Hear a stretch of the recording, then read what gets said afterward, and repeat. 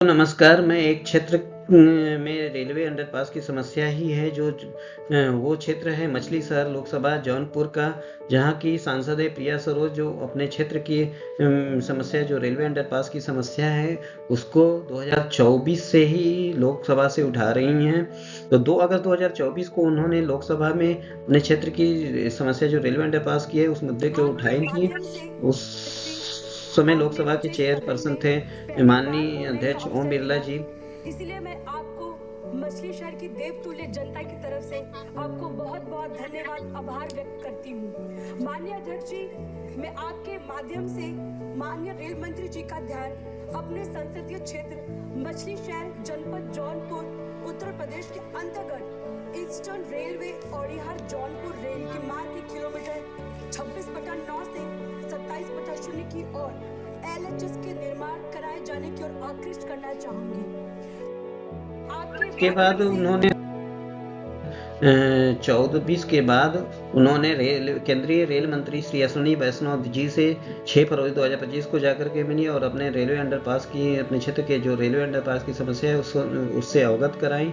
इसके बाद पुनः उन्होंने 12 मार्च 2025 को लोकसभा में के चेयर थे कृष्णा प्रसाद जी मुद्दे अपने क्षेत्र के रेलवे अंडरपास की समस्या को लोकसभा में पुनः उठाई 12 मार्च 2025 को। इसके बाद उत्तर रेलवे के मणियाहू रेलवे स्टेशन जिला जौनपुर उत्तर प्रदेश में स्थित रेलवे फाटक 9। इसके बाद प्रिया सरोज जी रेलवे बोर्ड के अध्यक्ष एवं सीईओ से भी भेंट की जो 13 अगस्त 2025 को की थी और अपने क्षेत्र की जो समस्या है रेलवे अंडरपास की उससे अवगत कराई थी। इसके बाद पुनः 2 सितंबर 2025 को भी उन्होंने डीआरएम ऑफिस जाकर के डीआरएम सर से मिली और अपने क्षेत्र की समस्या जो है रेलवे अंडरपास की उससे अवगत कराई।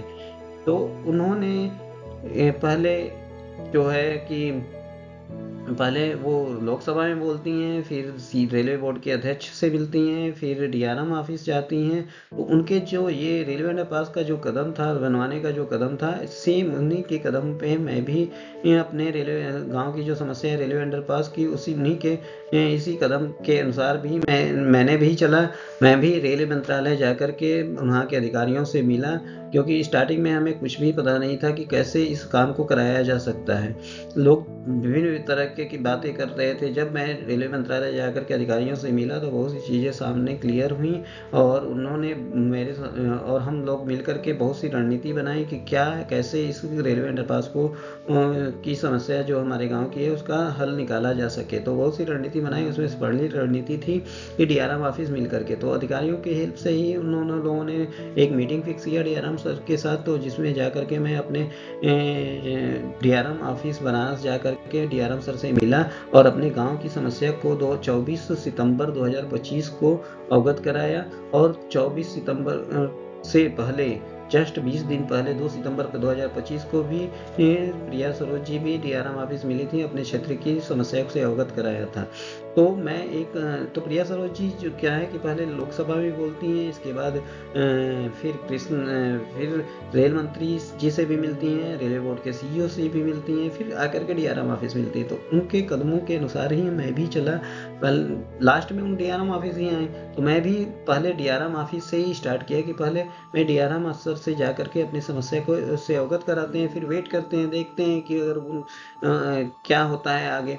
तो मैं जो भी कदम था मेरा जो सोचा समझा एक रणनीति के तहत था, जो भी कदम उठाया, अगर किसी को लगता है कि और भी कदम उठाए जा सकते हैं, अगर मेरा सपोर्ट किसी अगर चाहिए तो मैं अगर कोई अगर बोलता है कि इस कदम से चलना चाहिए तो मैं उसका पूरा सपोर्ट सहयोग करूंगा, क्योंकि बिना अकेले ये काम अकेले बस की बात नहीं है, एक छोटा मोटा काम नहीं है, बहुत बड़ा काम है और इसमें सभी का साथ ही चाहिए, तभी प्रोत्साहन चाहिए, सभी लोगों सबको उसका मिल कर के हौसला बढ़ाना चाहिए, तभी ये काम संभव हो पाएगा। और ये इस काम में के लिए बहुत धैर्य की बहुत आवश्यकता है, क्योंकि छोटा-मोटा काम नहीं है, इतना जल्दी ये काम होने वाला नहीं है। क्योंकि जिस तरह से एक सांसद होकर के उन्होंने 2024 से इस लो अंडर पास के लिए लड़ रही हैं और आज तक लड़ रही हैं। और आज के डेट में भी मैंने बहुत से न्यूज़ सर्च किया जहाँ पे भी मेरे को ऐसा कोई न्यूज़ नहीं मिला कि उनके क्षेत्र में काम रेलवे अंडरपास बनना स्टार्ट हो गया है।